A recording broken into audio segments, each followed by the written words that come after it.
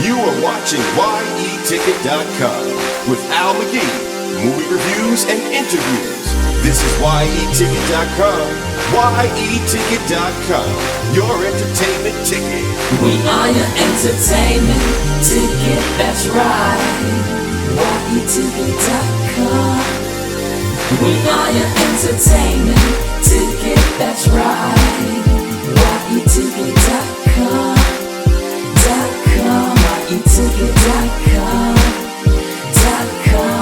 Yeticket.com. We are your entertainment ticket, that's right. Yeticket.com.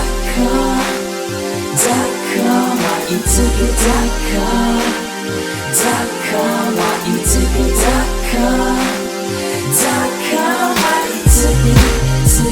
Hey, I'm Al McGhee with your entertainment ticket, but here I am at the Arts Garage where they have great entertainment, jazz, and plays.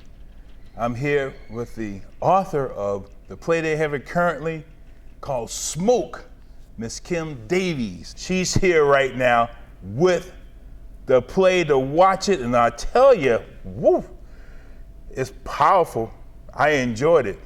But Kim, welcome to Delray Beach. Welcome to the Arts Garage here. How you doing today? Much. Great. Yeah, it's beautiful here. Yeah, isn't it? Mm-hmm. Now, Smoke, the play, I saw it. It's two characters, two people on stage here in this kitchen. Now, tell us a little bit about it.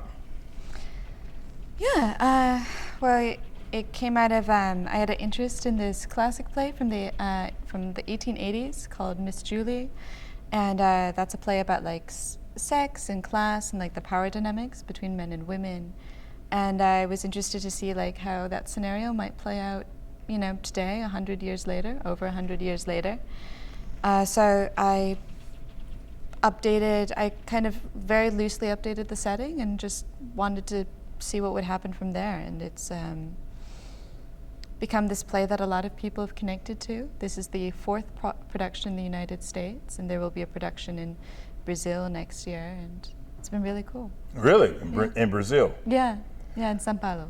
Well, this is a two-character play. It's a man and a woman. What's the main character's name? John and Julie.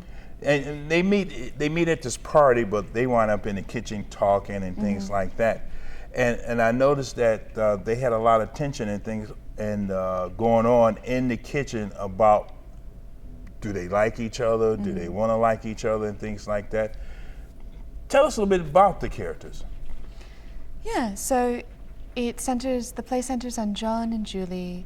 John is the unpaid intern to a famous photographer, and he's also involved in the BDSM scene in New York City. So he goes to this play party, and he accidentally runs into Julie, who is the the daughter of his boss. Right. Yeah, and so she's had all this privilege that John hasn't had, but she's very disaffected. She's very disconnected from her life, and she's talking about dropping out of college and not trying to like make anything of herself. Just at this moment when John is working so hard to try to make something of himself. So I think there's part of the conflict there.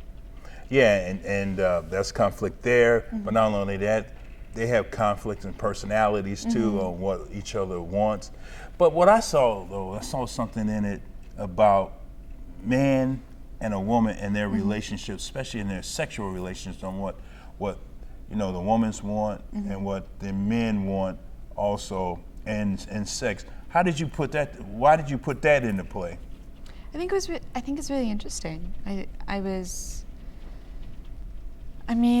lot of the things that they talk about are like kind of based on like weird interactions that I've had with people at like totally normal parties, and there's this very much this almost combative culture in New York between men and women of like, and I think, you know, it's kind of influenced by Tinder, it's kind of influenced by online dating, but this sort of like, you're always like looking for the next best thing in a way, and I think it makes it a little harder for people to just like connect as people, and I was interested in like examining all the baggage that comes along with that.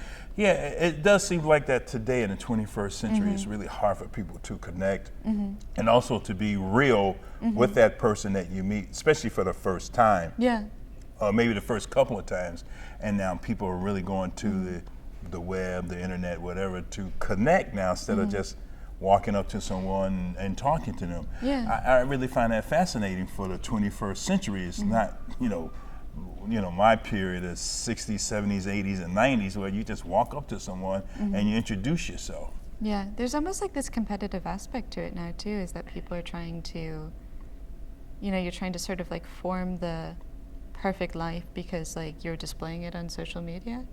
And so, yeah, I feel like when people meet each other, sometimes it's more like, I'm going to prove how great I am by getting you to be impressed with me, rather than like, oh, I'm just gonna like have a real conversation with you person to person. Right. Yeah, I find that very fascinating too, especially from Smoke. I saw that, so I said, man, the conversations that they have and then the conflicts that they're having, I said, I would never have had a conflict like that with a person, meeting them and expressing how I felt. Yeah. And that's the problem that they had too here in Smoke. Problems expressing themselves to each other, Yeah. And you really picked that up in this great, powerful play. I mean, I really enjoyed it. Oh, thank you. I thought Keith, the director, did a very, very good job. Yeah, it's a really sharp production. It moves really well. It takes the audience with it. It was really, really cool to watch it last night. Yeah. It really is. It's really cool to watch that, and also the audience reaction too. Now, what did you expect the audience to how did you expect them to react when they saw this? That's a good question, because on one hand, I thought, Delray Beach, Florida, maybe it's a bit more, I mean, I don't know a lot about Florida, but I thought perhaps it's a bit more conservative than New York. But I'm really impressed with how many people have connected with it. And we did see some walkouts last night of people who found the play very, very shocking and didn't want to watch it anymore, which is fine. But I'm just really enormously pleased with how many people in Delray Beach have really connected with this play. Right, yeah, they did.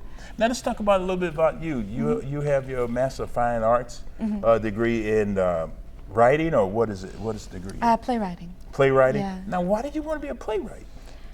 I kind of came about to it in a really roundabout way. I was always really interested in writing. And then I became interested in theater, and I think, like most people, when they first get interested in theater, they're like, oh, I'll be an actor.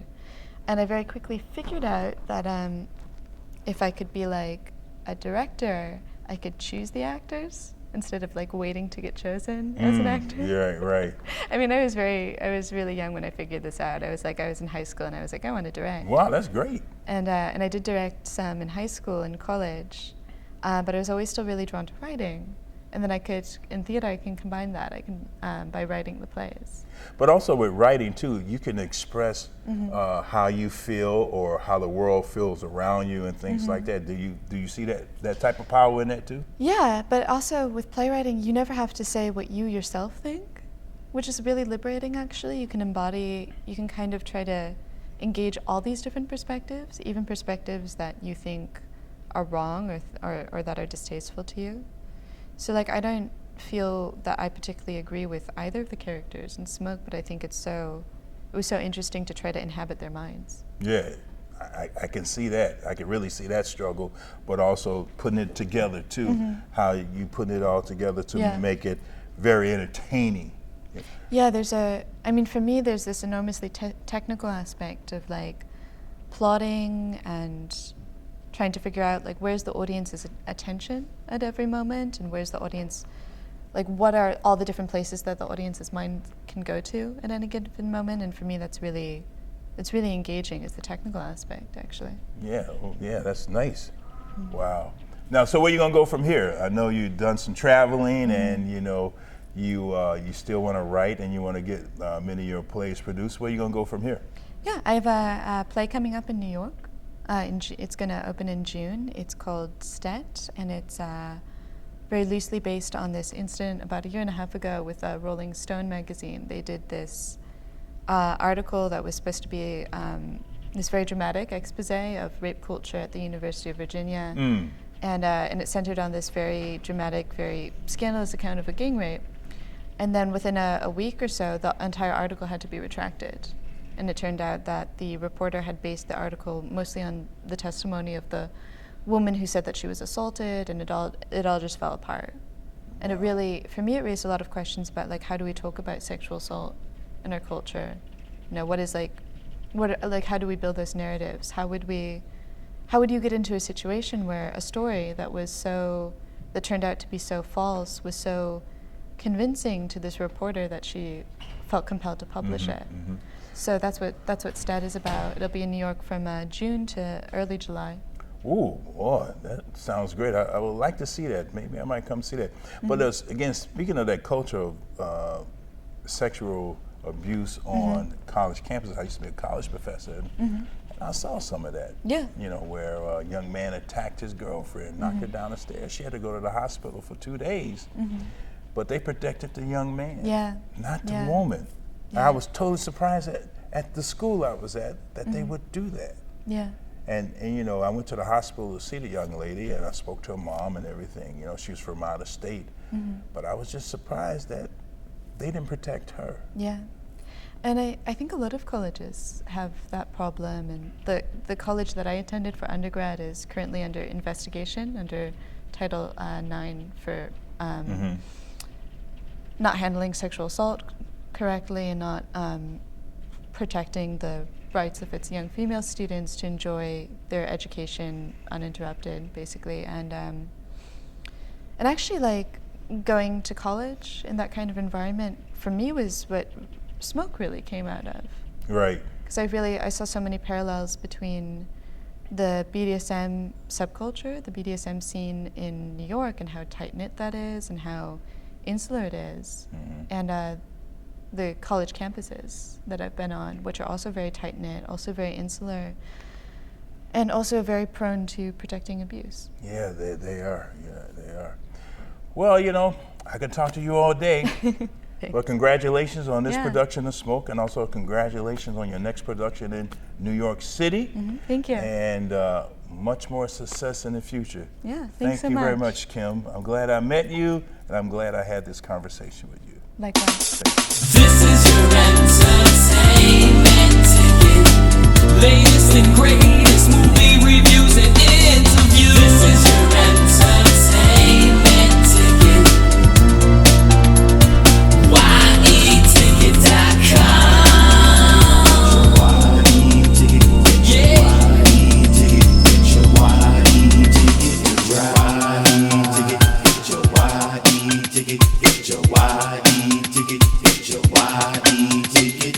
This is your entertainment ticket. Latest and greatest movie reviews and interviews. This is your entertainment ticket. Yeticket. This is your entertainment ticket. Latest and greatest.